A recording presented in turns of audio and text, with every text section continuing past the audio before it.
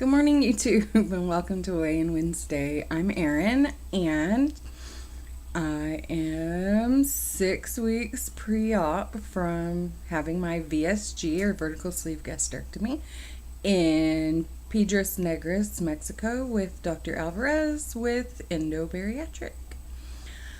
My stats for this week are I'm 5'7", and this week I weigh 284 pounds. Meh, holiday eating maybe. I don't know. Just regular fluctuation. I think that's 3 pounds up from last week. I think it was, I can look at the notes. Yeah, I was 281 last week, so. That makes my BMI 44.5. So, how am I feeling? Well, first of all, I want to go back to last week's video because I feel like I left out some stuff in my how did I get here segment. I have a hard time sharing sometimes. Not sharing, but I have a hard time connecting with my feelings. Like, I feel the feelings, and I can tell you the feelings, but I can't express the feelings, or I don't connect with my emotions. So a lot of times when I'm telling you things that have happened or things that maybe caused me to get where I am, I have no emotion. I don't get upset about it anymore, I guess. It's just, I guess, it's history and I'm over it. I have certainly had instances where I wasn't over it. But anyway, what I left out. My dad was a rather abusive alcoholic. On more than one occasion, the police were called. I was removed from the home at least twice that I can remember as a teenager because he beat me to a point that the school the school called the police. The second time I was removed from the home, the sheriff was actually already at our house, and he was talking to myself and my dad, and I really don't even remember what I said, but my dad lunged across the table, and the sheriff grabbed me out of the chair and yanked me back and took me. And I remember it was winter, and my dad wouldn't let me get anything, not even a coat. So he was not a pleasant guy. Now you hear me talk about him now. After my mom left him, he really turned his life around. We have a great relationship now. I forgive him. I don't forget. But I think that the issues at home played into the issues with my weight. So I feel like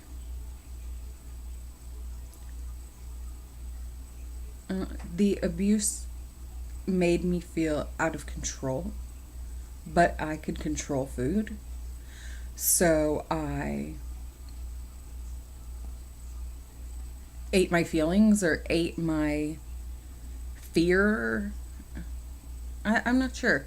I was a closet eater. I, would wait till everybody was asleep, and then I would sneak into the kitchen and get a bag of chips, or I would make a sandwich, or, whatever. And then I would take it back to my room and I would eat it. I also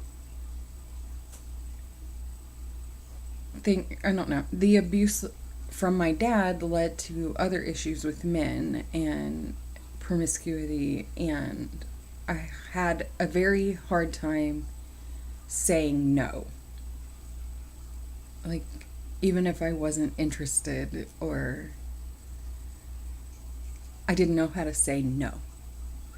So, part of me feels like subconsciously I ate and put on weight thinking that if I wasn't noticeable or sexy, that I wouldn't have to say no because there wouldn't be the desire to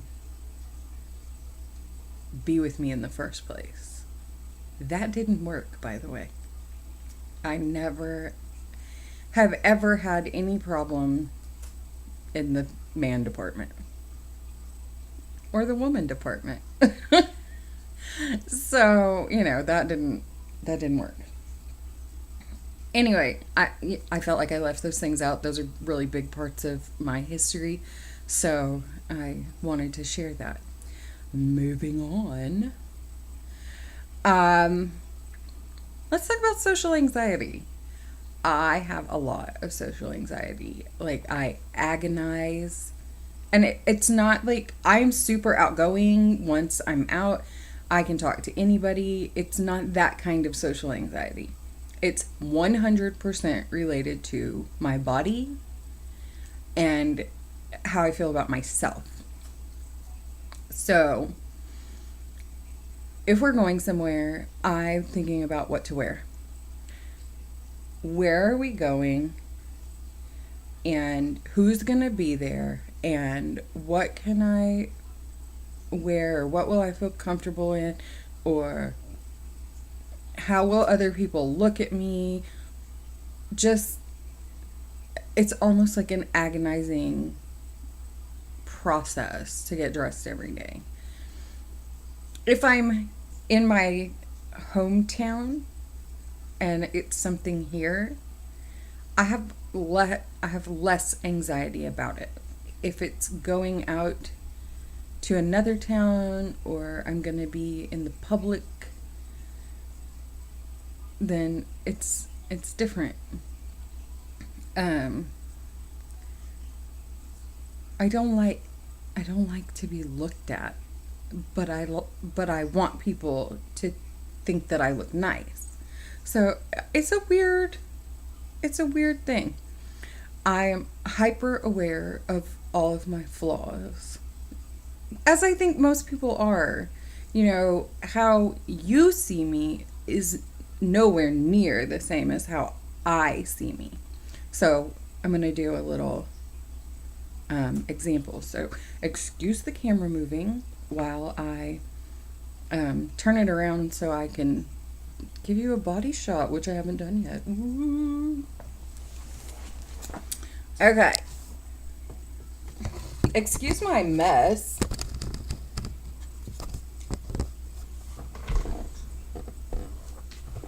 Okay, I think this is good.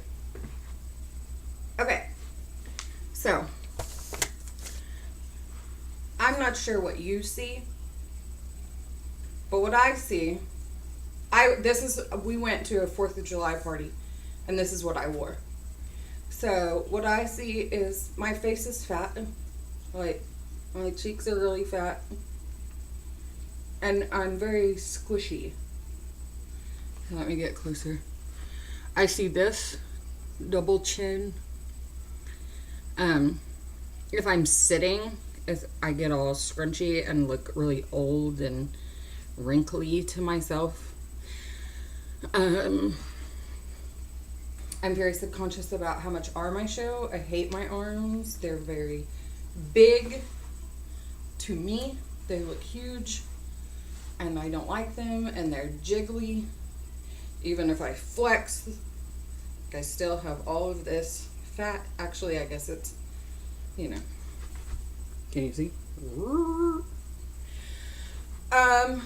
I'm really aware of how much skin I show here, and whether I wear my hair up or down is dictated by how much skin I'm going to show here. So if this neckline was wider or lower, my hair would have to be down for me to be comfortable.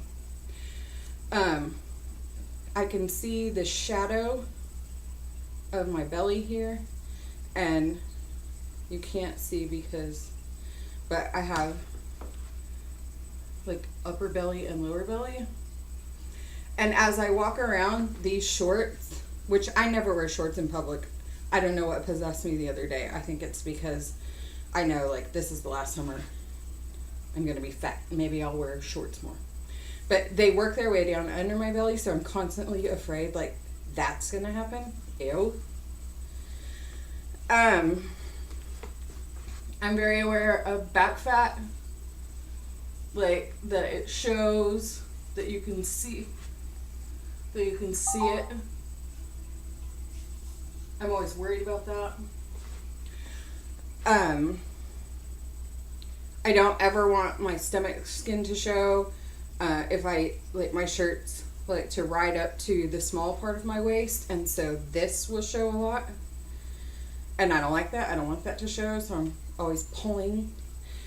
Since I wore shorts the other day, I see my thighs are very cellulite-y, but most importantly, my knees are fat and overhangy. I do like my calves and my ankles and my feet, okay? Yes. Okay, so that's that. Moving around back over here. So, big insecurities. I don't know that... I talk a lot about appearance. That's not the main reason I'm having this surgery. I am vain. I'll admit it. I want to look nice. But more than that, my joints hurt a lot, and I have very little energy, and it stops me from doing things that I want to do, which I'll talk about in another video, like NSVs that I'm looking forward to. The last thing I wanted to talk about, and I guess I'll make it quick because we're already at like 12 minutes, is losing friends. I hear a lot of people say that you lose friends after weight loss surgery, and I realize that not everybody's going to be happy for me. And that's okay. And in a small town, a town as small as mine, again, it's like 1,200 people, everybody's going to talk. And that's okay. That's why I've gone public. Because I don't want I don't want them to talk about, how is she losing so much weight? In a small Midwestern town, the consensus will probably be, she's doing meth.